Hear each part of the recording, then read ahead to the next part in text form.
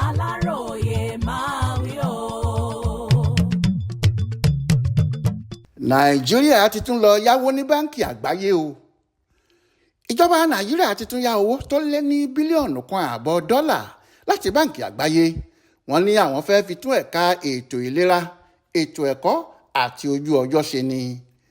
Bákan náà ni wọn yóò tún lo owó yìí láti fi ṣètọ́jú àwọn obìnrin, ọmọdé, àwọn ọ̀dọ́langba tí wọn yóò sì tún fi kojú wàhálà ojú ọjọ́ bí ìjàmbá omíyalé àti ọ̀gbẹlẹ̀ ọ̀ràn bá ṣẹlẹ̀.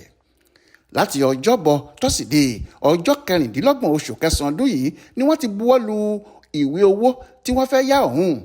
Nínú àtẹ̀jáde kan tí olùdarí báńkì àgbáyé nílẹ̀ Nàìjíríà dókítà Ndiame Diop fi síta lọ́jọ́ ajé Monday 30 oṣù kẹsàn-án ọdún yìí nílùú Àbújá ló ti ní $500 mílíọ̀nù ni wọ́n yà sọ́tọ̀ nínú owó yìí láti fi kojú ìṣòro tó ń bá Nàìjíríà fínra lẹ́ka ètò ìlera àti ètò ẹ̀kọ́.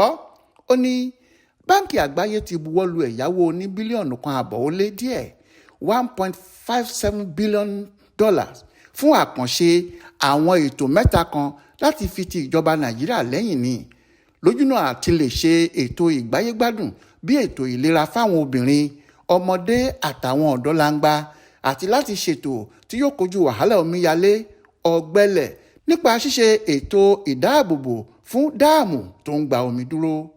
Lára ohun tí wọ́n fẹ́ lo owó yìí fún ni $500 mílíọ̀nù $500 million láti yanjú àwọn wàhálà tó ń kojú ètò ìṣèjọba bí ètò ẹ̀kọ́ àti ìlera. $570 mílíọ̀nù $570 million fún ìmúgbòòrò ìpèsè ilé ìwòsàn alábọ́dé àti $500 mílíọ̀nù míì fún iná àti omi fún ọ̀gbìn àkùrọ̀ ìyẹn Sustainable Power and Irrigation for Nigeria Project SPIN. Tẹ́ ò bá gbàgbé bílíọ̀nù 6.5 ó lé díẹ̀ ní orílẹ̀-èdè yìí ti yá lábẹ́ ìjọba ààrẹ Bọ́lá Tinubu. Gbèsè tó lé ní bílíọ̀nù $15 ní ilẹ̀ Nàìjíríà ti jẹ sí báńkì àgbáyé báyìí gẹ́gẹ́ bí àkọsílẹ̀ iléeṣẹ́ tó ń rí sí ọ̀rọ̀ gbèsè jíjẹ tí wọ́n gbé jáde nínú oṣù kẹta ọdún yìí.